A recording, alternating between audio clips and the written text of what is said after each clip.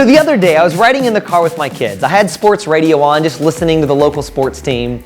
And I turned back, and my kids are completely bored out of their mind. They're looking out the window, just watching as fences and cars and clouds are all passing by.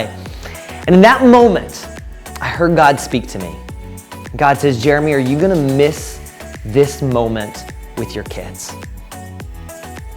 Turned off the sports radio, turned back to my kids and say, hey, do you guys wanna play a game?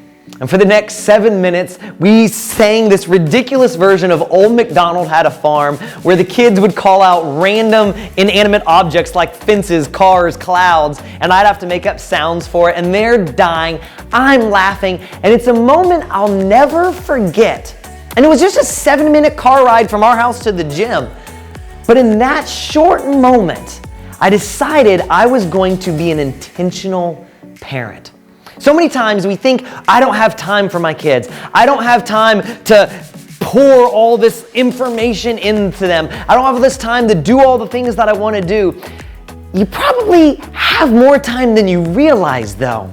We often don't realize that some of the mundane items as we're going throughout the day are actually some of the best chances to speak into your kid's life. When you go into the store, as your kid's walking around with you, have a conversation with your kid. Ask them about their school day. Ask them about the things they're afraid of. Ask them about the foods that they like or don't like. You can then tell them the things that you liked or didn't like as a kid. As you're walking around outside, as you're doing yard work, there's intentional moments in the mundane that often we miss. So this week, I want to challenge you.